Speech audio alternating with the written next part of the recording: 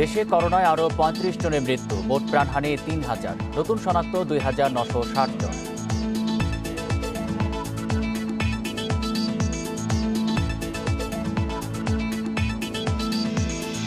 যুক্তরাষ্ট্রে করোনায় মৃতের সংখ্যা ১.৫ লাখ ছাড়ালো, মোট আক্রান্ত ৪৪,৩১,০০০।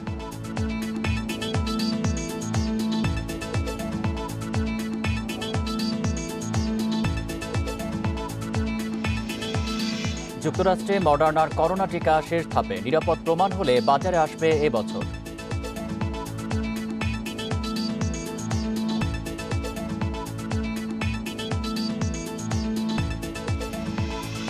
এবং মালয়েশিয়ার সাবেক প্রধানমন্ত্রী নাজিব রাজাক দোষী সাব্যস্ত, ৭ অভিযোগ প্রমাণিত।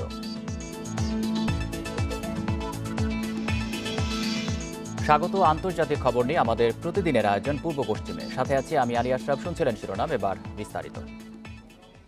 দেশে গত ২৪ ঘন্টায় করোনায় মারা গেছেন আরও ৩৫ জন। এ নিয়ে মোট প্রাণহানি দাঁড়ালো ৩,০০০ জনে। নতুন করে শনাক্ত হয়েছে ২,৯৬০ জন। এ নিয়ে মোট আক্রান্ত ২,২৯,১৮৫ জন। দুপুরে স্বাস্থ্য অধিদপ্তরের অনলাইন সংবাদ সম্মেলনে দেশে করোনা পরিস্থিতির সবশেষ তথ্য তুলে ধরা হয়।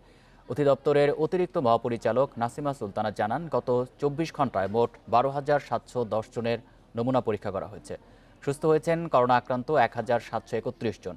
সারা দেশে মোট সুস্থ হওয়ার সংখ্যা ১,২৭,৪১৪ জন। সংবাদ সম্মেলনে করোনা ভাইরাস সংক্রমণ রোধে সবাইকে স্বাস্থ্যবিধি মেনে চলার আহ্বান জানানো হয়।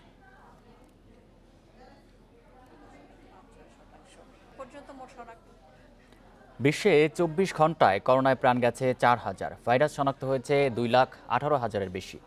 নতুন করে সুস্থ হয়েছে ১,৮৩,০০০ মানুষ।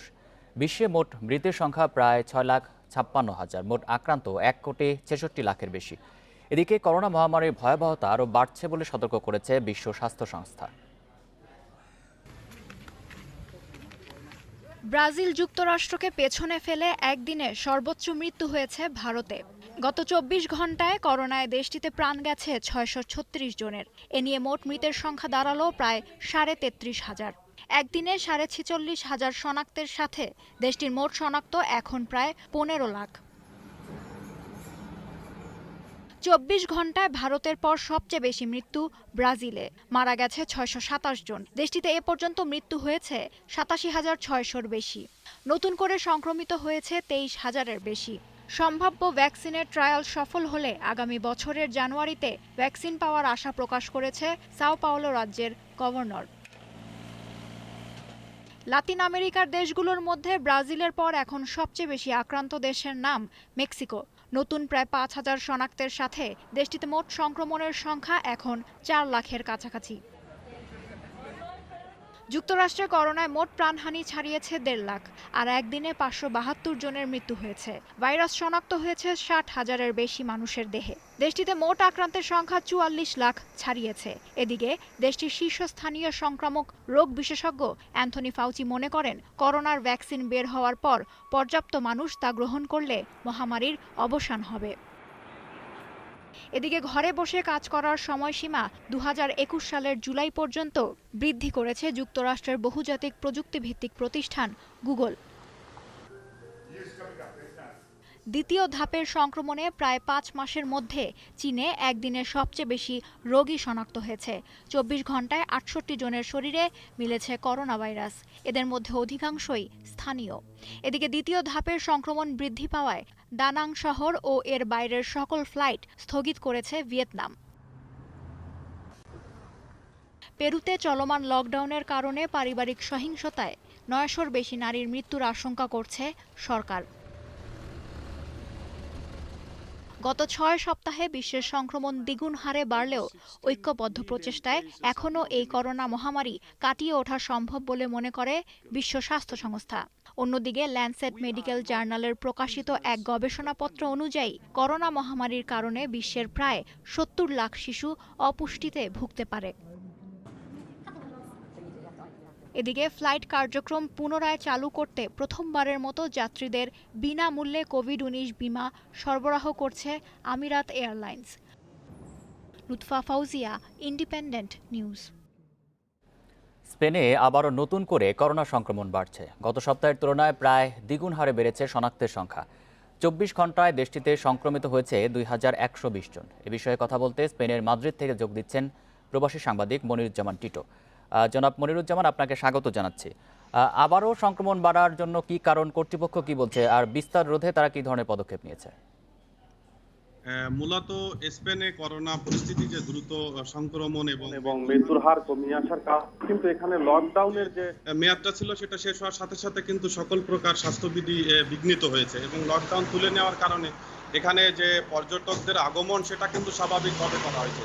তো যে কারণে এখানে যে পর্যটন এরিয়াগুলো আছে সেখানে কিন্তু বিশেষ করে দ্বিতীয় পর্যায়ে এই সংক্রমণ আবারও শুরু হয়েছে এবং এই দ্বিতীয় প্রাদুর্ভাবে এবং দেশটির বিভিন্ন এলাকায় প্রায় 3000-এর মতো মানুষ কিন্তু গত 24 ঘন্টায় আবারও নতুন করে সংক্রমণ হয়েছে বলে আমরা জানতে পেরেছি। তবে এখানে স্বাস্থ্য বিভাগ কিন্তু এই দূরত্ব এবং সামাজিক দূরত্ব এবং যে স্যানিটাইজার ইউজ সেগুলোর পরে কিন্তু অত্যন্ত জোরদার আইন করেছেন এবং যে 2টি স্বায়ত্তশাসিত অঞ্চল টুরিস্টিক এলাকা সেখানে কিন্তু লকডাউন ঘোষণা করেছে। নতুন যারা আক্রান্ত হয়েছে এর মধ্যে কোনো বাংলাদেশি কি আছে?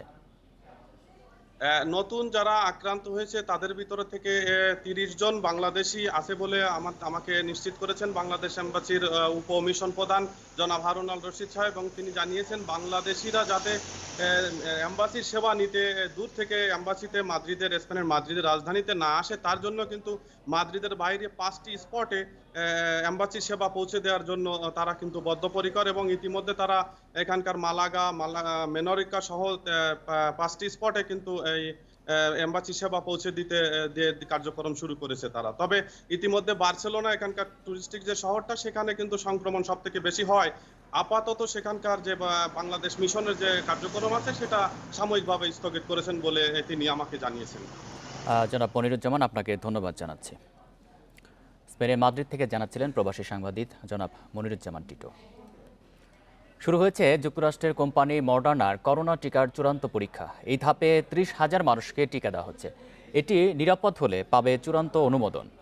মডার্নার নির্বাহী পরিচালক জানান, তৃতীয় ধাপের পরীক্ষা সফল হলে ভ্যাকসিন এই বছরই বাজারে আনা শুরু হবে। লোঞ্জা গ্রুপের সঙ্গে 10 বছরের চুক্তিতে প্রতি বছর প্রায় 100 কোটি ডোজ ভ্যাকসিন তৈরি হবে বলে জানিয়েছে মডার্না।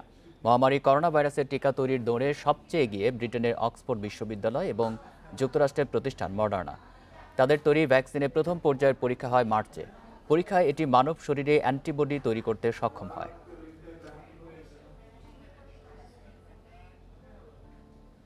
করোনার প্রাদুর্ভাব না কমতেই নানা ইস্যুতে বিভিন্ন দেশে বিক্ষোভ চাঙা হয়েছে। যুক্তরাষ্ট্রে বর্ণবাদ বিরোধী, রাশিয়া, ফিলিপাইন ও ইরাক উত্তাল সরকার বিরোধী আন্দোলনে। আর ইসরায়েলে করোনা মোকাবিলায় সরকারকে ব্যর্থ বলছে জনগণ। কোথাও পুলিশের সঙ্গে আন্দোলনকারীদের সংঘর্ষ হয়েছে। ইরাকে নিহত হয়েছে 2 জন ও আহত 21 জন। প্রথমবার হাজারো মানুষের সঙ্গে একাত্মতা জানিয়ে রাস্তায় নামেন ইসরায়েলি তরুণ নিমরুদ গ্রুস। করোনা মোকাবেলায় ব্যর্থতা আর অর্থনৈতিক সংকটের জন্য প্রধানমন্ত্রী বেনিয়ামিন নেতানিয়াহুর পদত্যাগ চান তিনি। সম্প্রতি নেতানিয়াহুর বিরুদ্ধে দুর্নীতির অভিযোগ 2 মাস আগে শুরু হওয়া বিক্ষোভকে আরও উস্কে দেয়। করোনা হলো ম্যাগনিফাইং গ্লাসের মতো, যার কারণে দেশে যা ভুল হয়েছে তা আরও বাড়িয়ে দিয়েছে। আমরা এমন এক সংকটে চলে এসেছি যখন আমাদের সিদ্ধান্তে পৌঁছানো জরুরি। এমন সরকারের প্রতি কোনো আস্থা নেই, তারা নির্লজ্জ।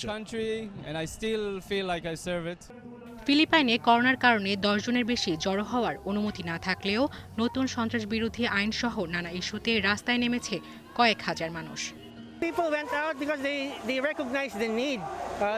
মত প্রকাশের জন্য রাস্তায় নামা ছাড়া কোনো উপায় ছিল না। সরকার যেভাবে নানা ইস্যু সামলাচ্ছে তাতে সন্তুষ্ট নই আমরা।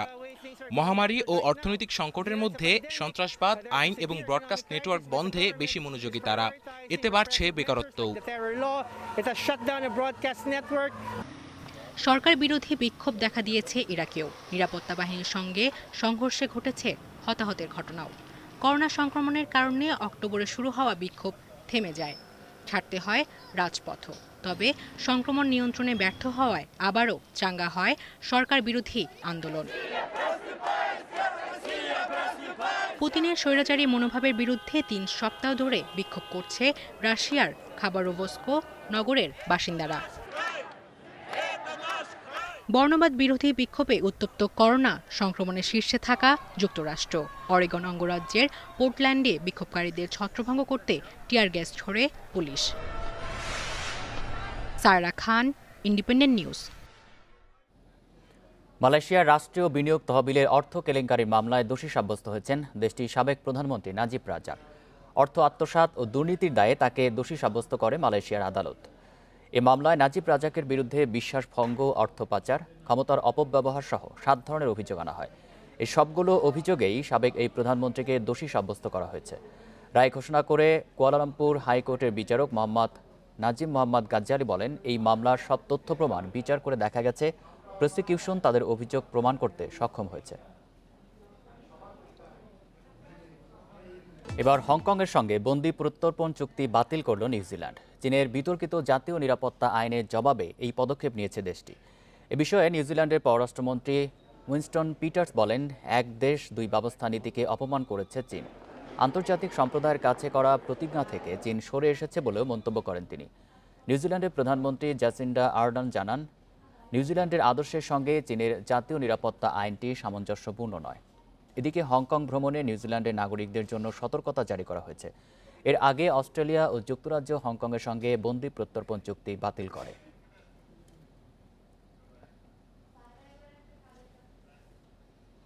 11 দফা দাবিতে ইতালির রোম দূতাবাসের সামনে বিক্ষোভ করেছে প্রবাসী বাংলাদেশিরা। সোমবার রোম দূতাবাসের সামনে অবস্থান কর্মসূচিতে অংশ নেয় প্রায় শতাধিক প্রবাসী।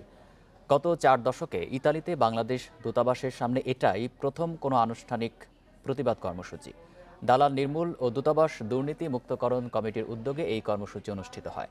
11 দফা দাবির মধ্যে ইতালিতে বৈধতা পেতে আগামী 10 জুলাইয়ের মধ্যে অনিয়মিত অভিবাসীদের পাসপোর্ট সমস্যার সমাধান, ইতালি ফেরত 125 বাংলাদেশিকে অবিলম্বে ফিরিয়ে আনা, অ্যাপয়েন্টমেন্ট ছাড়া টোকেন ভিত্তিতে সেবা প্রদান, চিহ্নিত পাসপোর্ট দালালদের দূতাবাসে প্রবেশ নিষিদ্ধ করা, দালালদের সহযোগী কর্মচারীদের প্রত্যাহার করার দাবি জানানো হয়।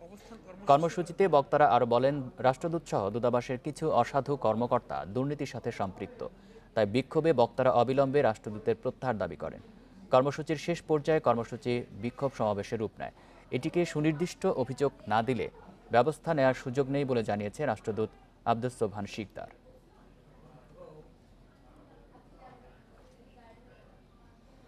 কম্বোডিয়া থেকে থাইল্যান্ডে অনুপ্রবেশের অভিযোগে 3 বাংলাদেশিকে আটক করেছে সীমান্ত পুলিশ। থাইল্যান্ডের সাকায় প্রদেশ থেকে চলতি সপ্তাহে তাদের আটক করা হয় বলে জানিয়েছে স্থানীয় গণমাধ্যম পাতায়া নিউজ। খবরে বলা হয়, মার্চে ছুটি কাটাতে কম্বোডিয়া গিয়ে করোনার কারণে আটকা পড়েন তারা। সে দেশে নেই বাংলাদেশের দূতাবাস। চরম অর্থ সংকটের মধ্যে উপায় না পেয়ে ব্যাংকক দূতাবাসের সহায়তা নিতে থাইল্যান্ডে ঢোকেন ওই 3 বাংলাদেশি। তারা হলেন সোহেল পারভেজ মোহাম্মদ এবং আব্দুল করিম আলজাদ। তাদের কাছে বাংলাদেশের পাসপোর্ট আছে। কোয়ারেন্টিন ও করোনা পরীক্ষা শেষে দূতাবাসের মাধ্যমে তাদের দেশে ফেরত পাঠানোর ব্যবস্থা করা হবে বলে জানা গেছে। ভারতের বিহারে বন্যা পরিস্থিতির অবনতি হয়েছে। বন্যার পানিতে প্লাবিত হয়েছে 11 জেলা। ক্ষতিগ্রস্ত হয়েছে রাজ্যের 24 লাখ মানুষ। পানিবন্দী এলাকা থেকে উদ্ধার করা হয়েছে 6,600 মানুষ ও গবাদি পশু। বিহারের 29টি আশ্রয় কেন্দ্রে মোট 28,000 মানুষ ঠাঁই নিয়েছে। বন্যা দুর্গত অঞ্চলে হেলিকপ্টারে করে ত্রাণ সহায়তা দিচ্ছে ভারতের বিমান বাহিনী। এদিকে সোমবার পশ্চিমবঙ্গে বজ্রপাতে 11 জনের মৃত্যু হয়েছে। এর মধ্যে বাঁকুড়ায় 5 জন ও পূর্ব বর্ধমানে 5 জন ও হাওড়ায় 1 জন রয়েছে। পুলিশ জানায়, মৃতদের বেশিরভাগই বজ্রপাতের সময় খেতে কাজ করছিলেন। এ নিয়ে চলতি বছর ভারতে বজ্রপাতে প্রাণ গেছে 2 শতাধিক মানুষের। এদিকে মঙ্গলবার পশ্চিমবঙ্গে ভারী বৃষ্টির পূর্বাভাস দিয়েছে আবহাওয়া অফিস। করোনা ভাইরাসের কারণে একদিকে কমেছে গ্রাহক, অন্যদিকে বন্ধ হয়েছে রপ্তানির সব পথ। এমন অবস্থায় 200 বছরের পুরনো পারিবারিক ঐতিহ্যবাহী কারখানা বন্ধ করতে বাধ্য হচ্ছেন ইরাকের এক মৃৎশিল্প প্রস্তুতকারক। ইরাকের কুমার জামাল জেইন আল আবিদিনের দোকান তার নিজের হাতে তৈরি মাটির পণ্যে ভরপুর, কিন্তু কেনার কেউ নেই। করোনা মহামারী শুরুর পর থেকে মুখ থুবড়ে পড়েছে তার ব্যবসা। লকডাউন শুরুর পর থেকে জামাল শুধুই দিন গুনছেন, আবার কবে ফিরবে স্বাভাবিক অবস্থা। সুপরিচিত কাকাই পরিবারের আল আবিদিন তাই ভাবতে বাধ্য হচ্ছেন পারিবারিক ব্যবসা বন্ধ করে কিরকুক ছেড়ে অন্য শহরে গিয়ে শ্রমিক হিসেবে কাজ করার। 100 দিনের বেশি হয়ে গেছে ব্যবসা বন্ধ। আমি প্রতিটা দিন গুনছি, কারণ আমি আমার প্রতিদিনের কাজের হিসাব লিখে রাখি। আমার বাবার রেখে যাওয়া এই কারখানা বন্ধ করতে আমি বাধ্য হচ্ছি। অন্য কোনো শহরে গিয়ে শ্রমিকের কাজ করব। এতে দিনে 10 থেকে 15,000 দিনার আয় করতে পারবো। জামাল আপ্রাণ চেষ্টা করেছিলেন ঐতিহ্যবাহী এই কাজকে টিকিয়ে রাখার, কিন্তু শেষ পর্যন্ত বাস্তবতার কাছে হার মানতে বাধ্য হন তিনি। সিদ্ধান্ত নেন কারখানা বন্ধ করার। এই কারখানার সাথেই শেষ হয়ে যাবে মৃৎশিল্প তৈরির 200 বছরের পারিবারিক ঐতিহ্য। করোনা ঝুঁকি এড়াতে যাতায়াতে বিধিনিষেধ দেয়াতে গ্রাহকের সংখ্যা নেমেছে শূন্যের কোটায়। এখন আমার পণ্য বিক্রি করা সম্ভব না, কারণ সব রাস্তা বন্ধ। সাধারণ মানুষ এখানে আসতে পারে না, আর ধনীরা বা সরকার এসব পণ্য কেনে না। আমি এগুলো রপ্তানিও করতে পারি না। জামালের তৈরি মাটির এসব পণ্যের মূল্য 5,000 থেকে 50,000 ইরাকি দিনার পর্যন্ত। এগুলো কাকাই ইয়ারসান নামেও পরিচিত। Sadia Afrin, independent news. এই ছিল পূর্ব পশ্চিমে ইন্ডিপেন্ডেন্ট টেলিভিশনের সব খবরে। আরও বিস্তারিত জানতে চোখ রাখুন ফেসবুক, ইউটিউব এবং টুইটারে। ধন্যবাদ সবাইকে।